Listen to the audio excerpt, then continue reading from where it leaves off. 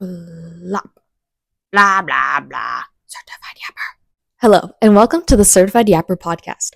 I'm your Certified Yapper, Ellie K. Grant, and today we're talking about a different Yapper, maybe less certified, Abby Lee Miller. You probably know Abby Lee Miller from her time on Dance Moms or that one time she was in the Sharknado movie for some reason. But today we're going to be talking about her rise to fame and her fall. You know, how she got onto Dance Moms, became a household name, one of the most recognizable people in reality TV. But then somehow, in the span of a couple years, went to prison, lost her ability to walk, and is now kind of the laughingstock of the reality TV sector. So let's get into it. First, let's start with her early life. Abby Lee Miller was born in Pittsburgh, Pennsylvania, to her mother, Marian Lorraine Miller, who owned a dance studio there.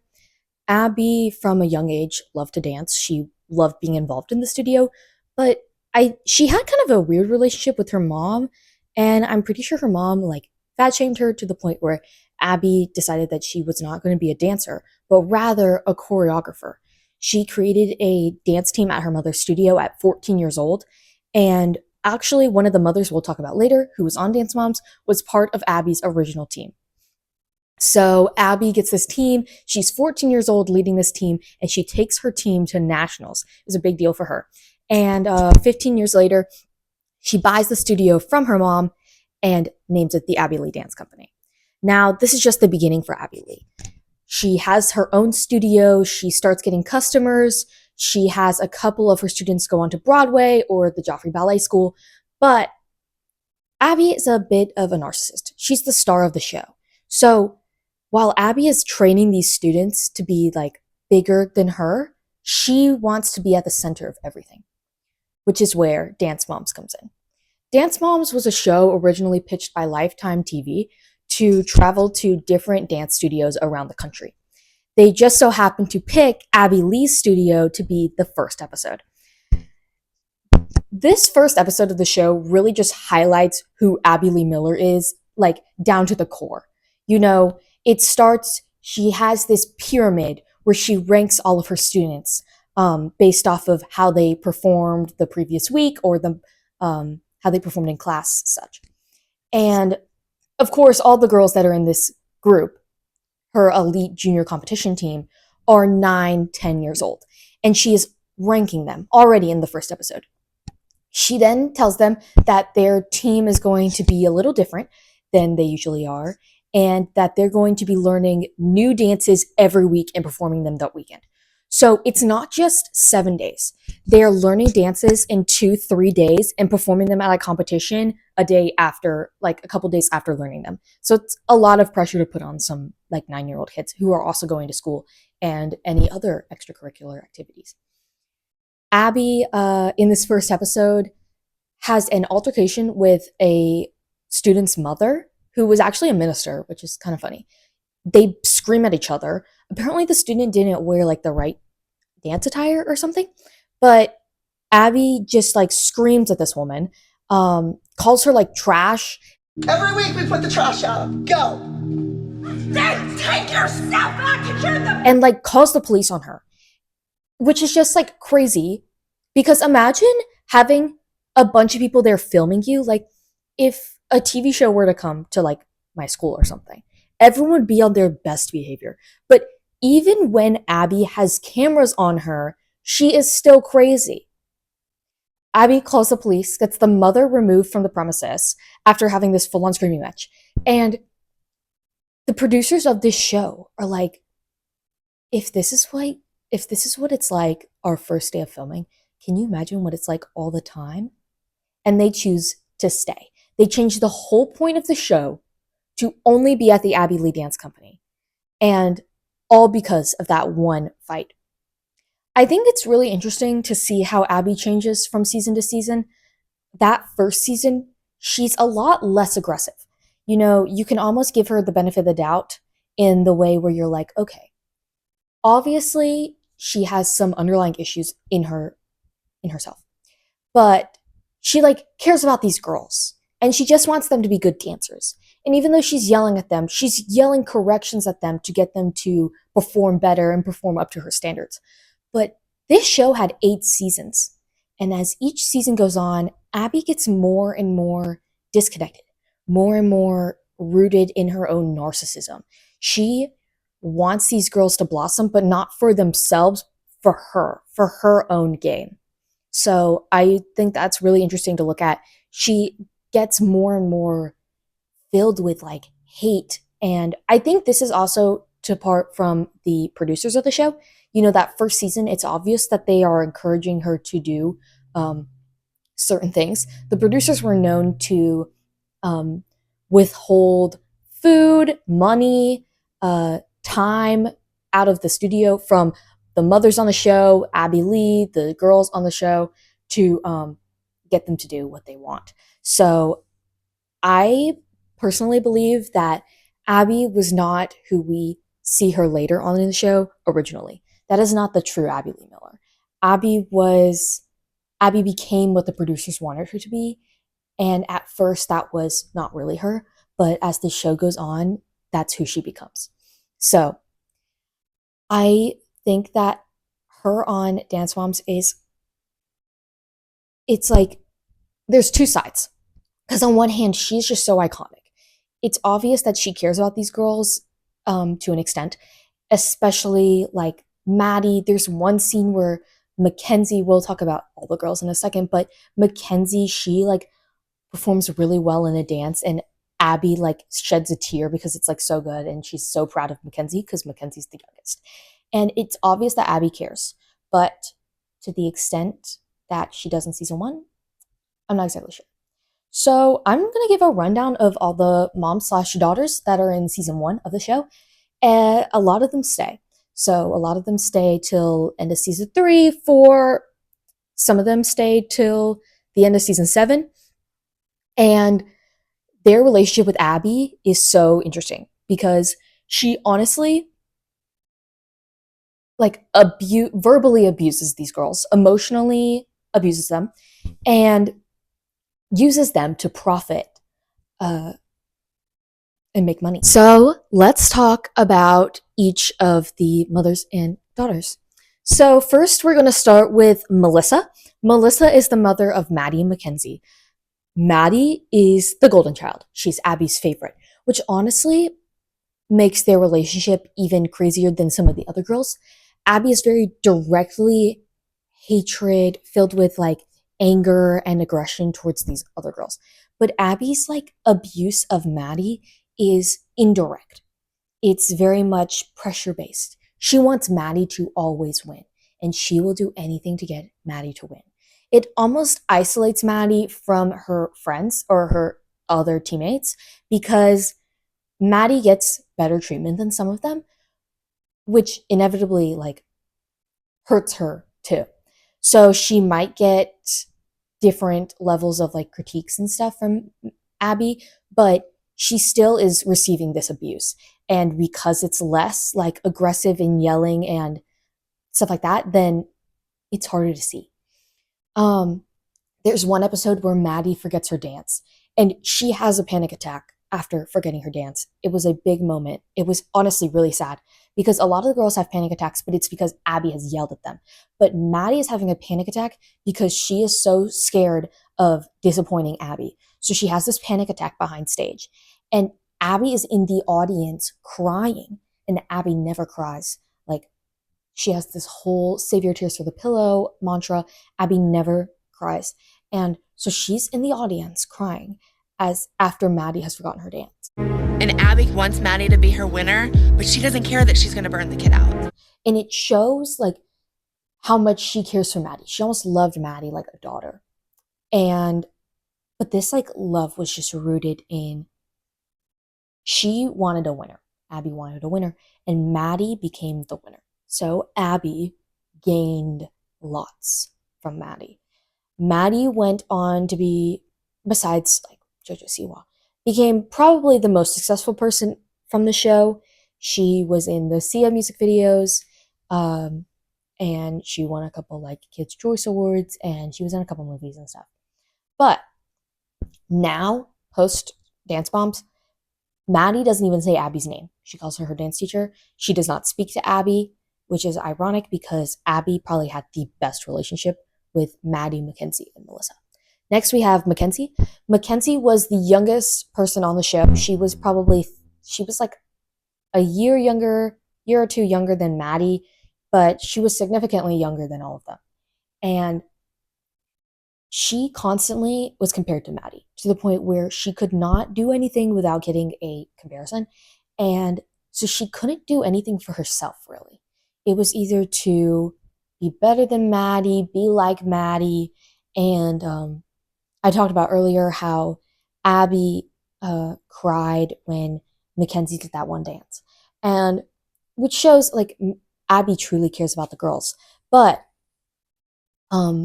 Mackenzie, she was the youngest, so Abby obviously cared about her because she was young.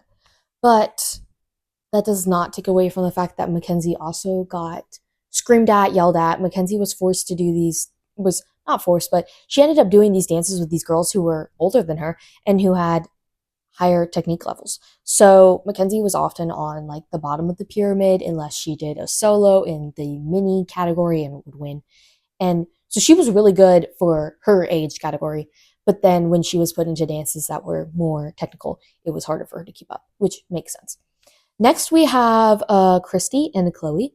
So Christy and Abby have a lot of beef with each other, and we don't really know where that comes from. There's some issues with Christy maybe like not paying Abby the money, or Christy just does not like Abby at all, and Abby hates Christy as well. Chloe is known as like the second string dancer. She's always behind Maddie. Maddie wins. Chloe is 2 points behind at second place. Maddie gets nationals. Maddie wins nationals. Chloe wins second place at nationals. Like she was always second. And Abby's mantra is second is the first to lose. So Chloe constantly gets berated for this second place. But as I said earlier, Abby's treatment and Abby's like the way she choreographs these dances and treats them is so unequal to the point where Chloe would often get not as great dances as Maddie, and Maddie would get more competitive choreography, and then Maddie would win, and then Abby would yell, scream at Chloe. I think Abby wanted Chloe to do well in the first season, and even the second. But as the show goes on, Abby knows that Chloe and Christy are locked in a contract with the show and can't leave. So she starts tormenting Chloe, doing things purposefully to hurt Chloe and her mom. And she, at one point, doesn't even call Chloe her name. She says, like, blonde girl and stuff, which is so dehumanizing to a 9-year-old. And then her departure, Chloe's departure, was in season 4 at the end of Nationals. And they cut this line from the show, but Abby at one point is like screaming at Christy. Christy and Abby are having a screaming fight. Your kid's washed up! How dare you! Do you know anything about that kid? No!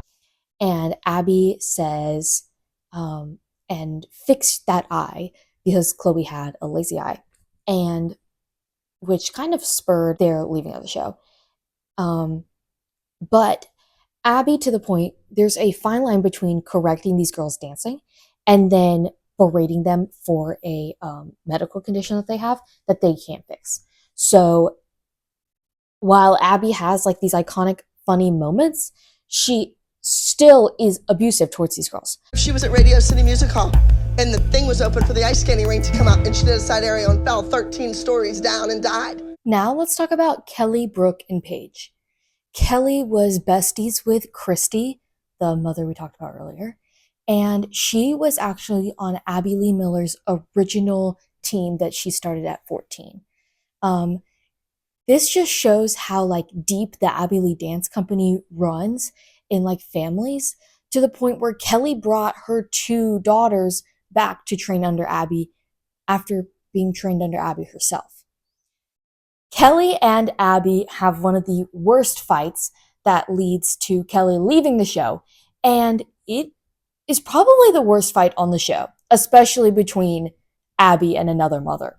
It is probably one of the few physical fights. You know, a lot of the fights, they are very verbal, you know, yelling, calling someone inappropriate names, but this one fight is physical. It is in season 4 of Dance Moms, and Abby basically threatens to replace one of the current dancers on the team with another dancer named Kalani, and Kelly throws a fit because she thinks that Abby is implying that it's one of her kids that will be replaced. So Kelly is just like, I'll leave, I'll take my kids, and I'll go. You can have my costume, a whole hissy fit. Then they get into each other's face, starts like pointing. And then Kelly grabs Abby's hair, grabs her hair and goes, oh my gosh, crazy, crazy fight. It leads to Abby calling the police on Kelly. Black and gold dress on, and she has short, like a haircut that's like cool and trendy, like it's long in the front and short in the back. There was legal action took against Kelly, but which led to her leaving the show early, and she was able to break her contract. Next, we have Paige. Paige was the same age as all the other girls. She was besties with Chloe. She received a lot of verbal abuse from Abby, and at one point, Abby throws a chair at her. Because her mom didn't put like stoppers on the bottom of the chair or something. Cuckoo, cuckoo.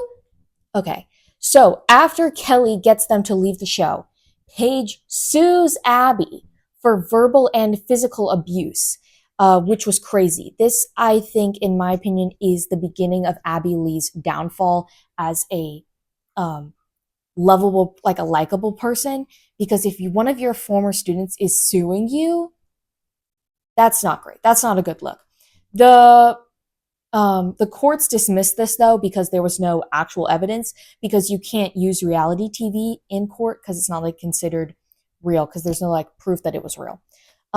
So Abby did not receive any repercussions for that. Kelly's other daughter, Brooke, was a teenager. She was the oldest person on the show in like most of the seasons. She did not want to be there. She was so done, which I would be too if I was dancing with girls like a couple years younger than me. Brooke never got challenging choreography. She was an acrobat. Like, she would do the same exact acro dance for all of her solos. And she would always be stuck in these junior level dances when she should be dancing teen. She wanted to go to school dances and do cheerleading. And Abby took this as personally, that Brooke didn't want to dance anymore, so she was betraying Abby. Brooke used to be the Maddie of the studio when Brooke was a junior, and so Abby takes personal offense, like Brooke is throwing her life away by turning on dance. The next mother-daughter duo we have is Holly and Nia. Holly wanted the best for Nia. She was known as like the queen of the show. She was a pacifist. She was one of the few mothers that didn't have like verbal altercations all the time. She like gentle parented Abby almost, where she'd be like, okay, well, maybe this is not a good decision.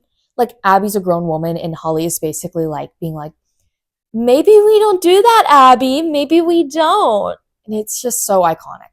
Holly and Nia were the only people of color on the show for like a good while until like later on in the show. And Abby Lee was incredibly racist towards Nia. She gave her no opportunities. She'd make her do incredibly not appropriate dances for a 9-year-old. She hypermasculinated Nia, and it was just kind of sad. She was so blatantly racist.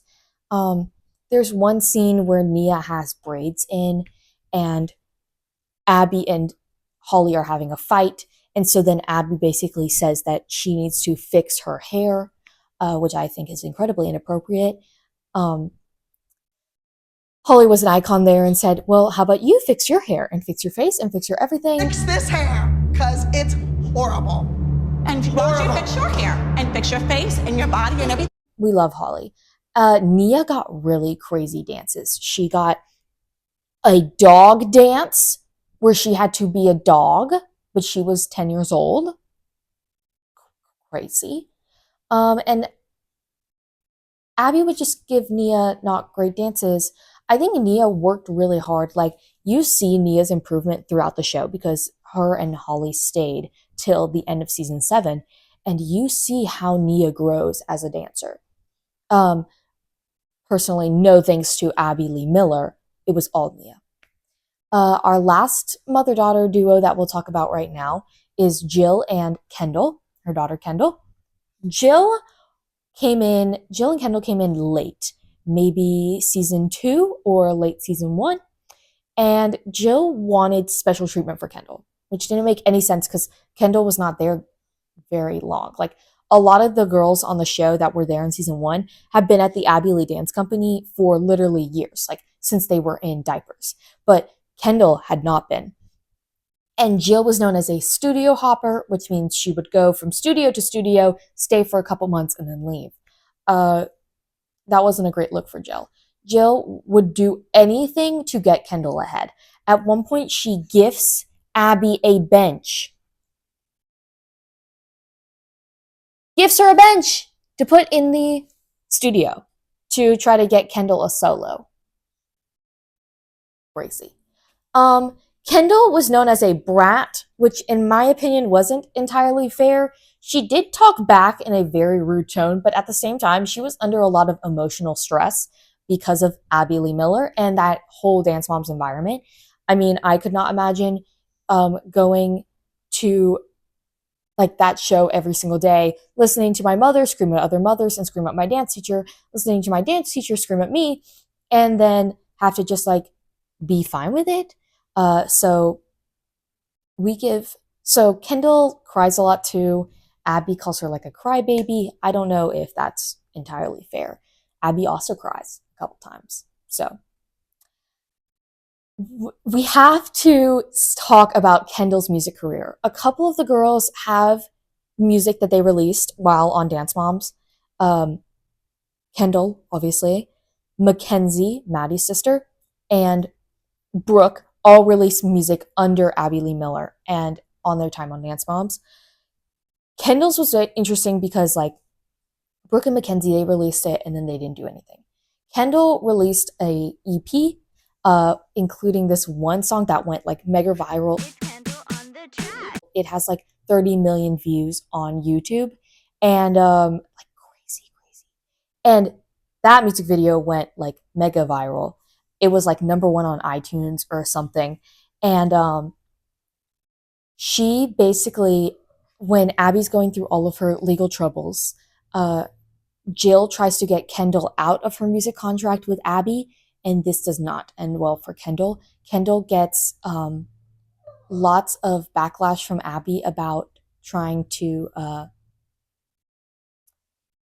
get out of this contract, and Abby just starts treating her really horribly, and probably gives her a dance called like the music betrayer of the Abby Lee Dance Company, because Abby Lee loves a good dance that's related to everything going on.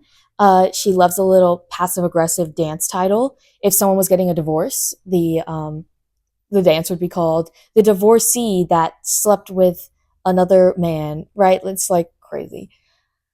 But Kendall, I think, is doing well now. She's like in college and like vibing. So yeah. Do a front aerial, honey, right here. Please, you need to stay stretched. So the next thing to know or to talk about Abby's rise to fame is her shows. She quite literally got 2 spin-off shows all about her. One titled Abby's Ultimate Dance Competition and the other Abby's Studio Rescue. We're going to talk more about the Ultimate Dance Competition because that has more of an impact on her. But Abby's Ultimate Dance Competition had 2 seasons. It was a competition show that Abby was one of 3 judges on, and a bunch of really talented young dancers from around the country would come and compete.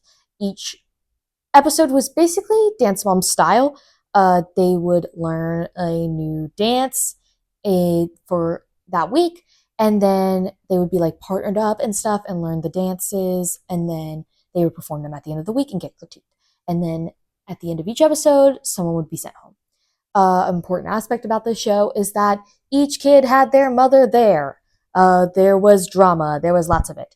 And the show was less about the winner. It was less about who was the best dancer, who won. It was more about what mother is the most interesting, what student is the most interesting, who causes the most drama, who's good enough for Abby.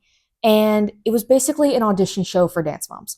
A couple dancers who were on the show ended up on Dance Moms.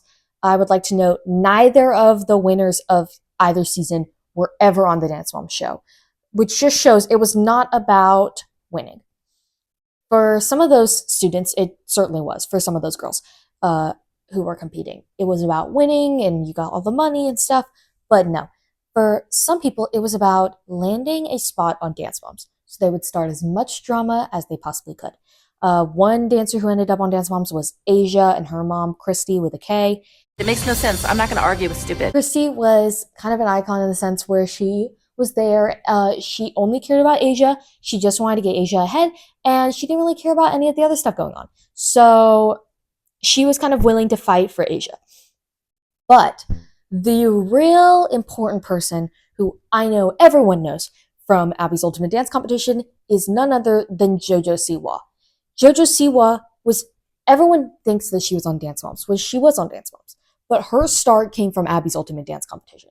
She wasn't a very technical dancer, but she stayed on the show for like a relatively long time because of her personality. And also because her mother loved drama.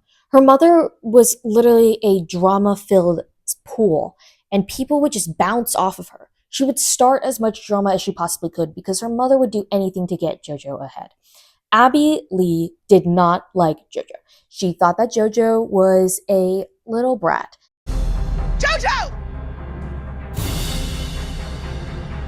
Have you learned nothing? And because she talked back and she didn't have good technique, and Abby loves technique.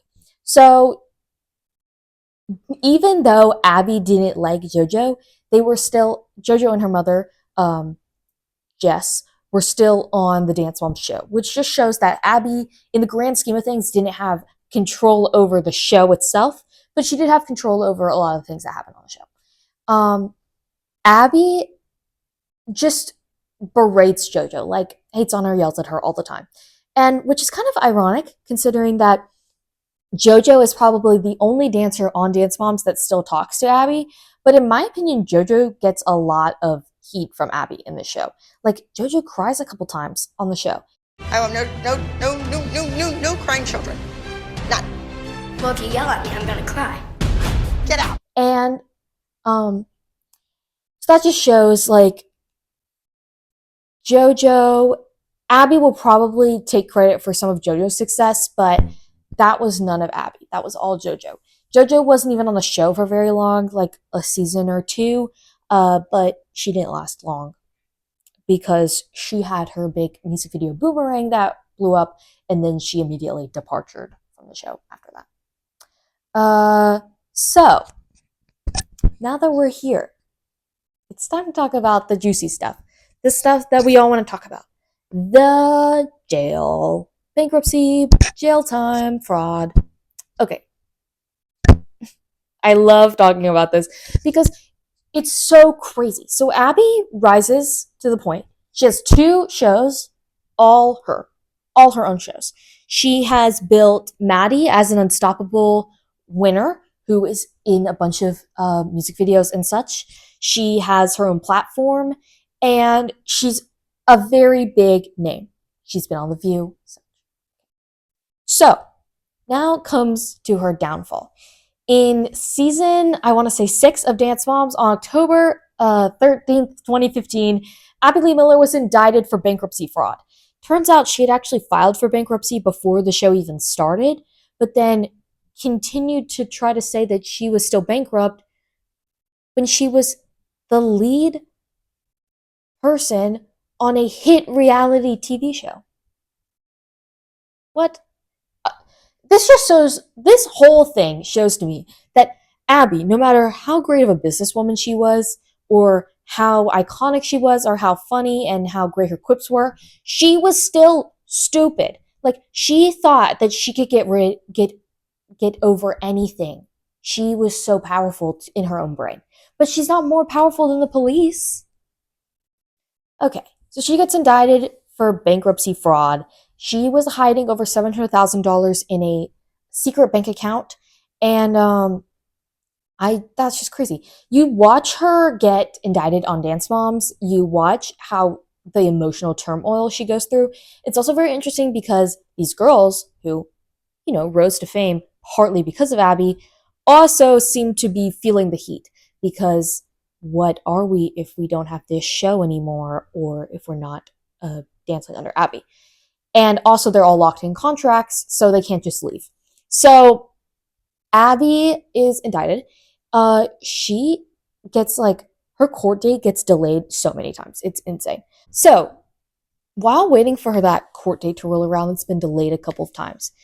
She decides, because she's stupid, I didn't say that, who said that, to try to smuggle in over $100,000 from Australia. So there is a law where you can only bring so much money in from other countries. And she decided that she and all the other people in her party who were coming home from Australia, she was going to hide thousands and thousands and thousands of dollars in each of their suitcases, almost totaling to over 100,000. And of course she was caught. And so then she was also charged for customs fraud. So, which then moves her trial back a little more because they wanted to try her for more things.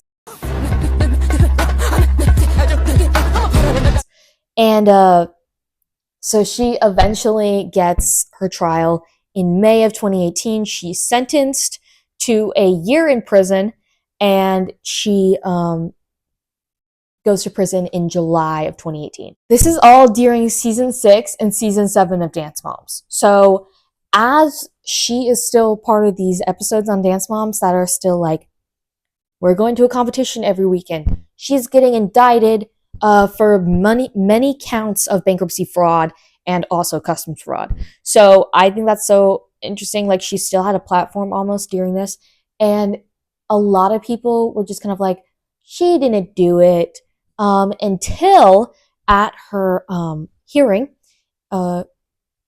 another mother, who it's never been confirmed, but lots of people believe it's Melissa, Maddie's mom, came forward and basically were able to corroborate the bankruptcy fraud.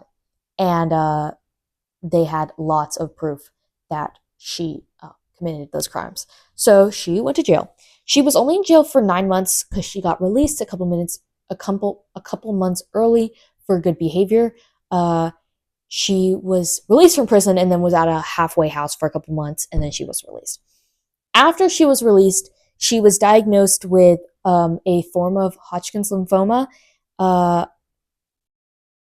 in her. So she had cancer in her spine, and after a couple months, she had recovered. This is all post season 7 of Dance Moms. So at the end of season 7, all of the girls leave. They have their final hoorah. They're yay. They have their final nationals. Okay.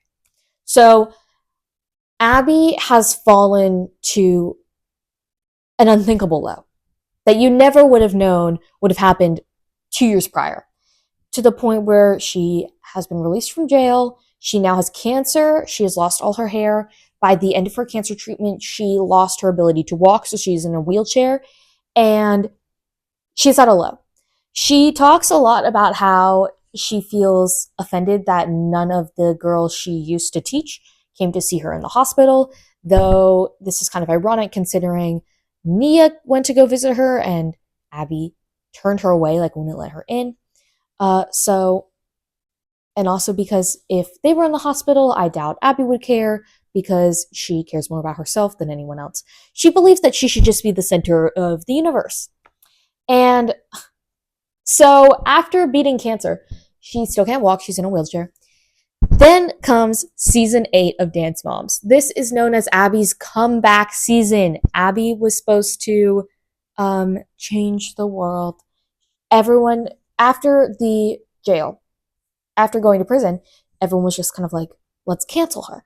But now she has cancer, and so everyone can feel bad for her. So she kind of like has this like weird resurgence in people's minds. So season 8 comes back. Season 8 of Dance Moms comes. She's the same person she always is, yelling and screaming at children. Though it's honestly more direct. Like, in my opinion, she was not more brutal in season 8, but she was more like one season student in season 8, Presley, Abby body shames her like out loud in front of a bunch of students and mothers, and she doesn't even care. So in my opinion, her comeback was short-lived. She did the whole season 8 of Dance Moms, and she probably would have gotten another billion seasons because everyone still would watch it. But she was fired for a lifetime for racist remarks towards a student and a mother. It's never been clear what this was referencing, because, in my opinion, the racism was clear as day for the first 6, 7 seasons of Dance Moms. So I don't know why it took till after season 8 for her to be fired, but she was fired, and this kind of ruined her reputation a lot. Nobody wants to work with someone who's verbally abusive towards children, who went to jail, who is racist, etc.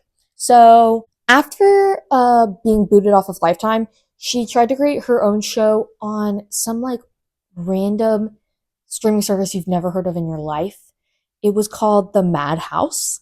And this time it was Dance Moms, but with a twist. Guess what? They're adults now. Yay! So she's verbally abusing adults this time, which is honestly better. I watched a couple episodes on YouTube that were not supposed to be there, and it was honestly really weird and not greatly done. So don't worry about that. Don't even watch it. Don't force yourself to do that. She also has a YouTube channel. She's still on Instagram. She still teaches dance, though she can't walk or anything, so she's in the wheelchair when she teaches. And she does the YouTube. It's so interesting to me how she is still like stuck in the past. She's still stuck to the time 10 years ago when she was famous on Lifetime for Dance Moms. And it's like, Abby, it's been years. Why are you bringing up drama from all those years ago? She can't let it go. And I think it just sucks because her not being able to let go of the past makes it harder for some of those girls who were 9 years old who are now adults to let go of the past as well. She just wants like an ounce of credit almost. She wants these girls to credit her for their success. A lot of the girls after the show did their own thing. Like, a lot of them went to college, graduated. Some of them still dance, some of them don't. Maddie was in a couple movies, and Abby wants credit for all of that. But at the end of the day, these are those girls, and they did give you credit for a while. And guess what you did? You yelled at them and screamed at them and said that they weren't good enough. So I think at the end of the day, Abby needs to let it go and realize and maybe apologize to them. I think they deserve an apology more than Abby does. Abby rose to an unthinkable amount of fame, but it was her ego that led to her downfall. And I believe that she is a narcissist, and I think that narcissism runs deep, and that she believes that she is the center of the universe. She is the sun, and everyone rotates around it. But at the end of the day, she's not relevant anymore. All she has is a YouTube channel and a show on a streaming service that no one even knows the name of. Even now, there is a spin-off. There's a different Dance Mom show. It's called Dance Moms: A New Era. It's on Hulu. And Abby's not in it. And I think that must hurt a little bit because she believes that she is the center of everything. And if no one acknowledges her existence, or no one still talks about her and her impact on these girls, then where's her relevance? Where's her importance? So I think that is all. I think Abby's important moments do not outweigh her negative impacts on those little girls, on the mothers too, on the reality TV sector, and the bankruptcy. Like, she tried to get a bunch of money, and yeah. So I'll see you next time. Thank you for watching. I hope you learned something about Abby Lee Miller, and I hope you join me again on my next little adventure, deep diving into some pop culture topic. I'll see you guys next time. Certified.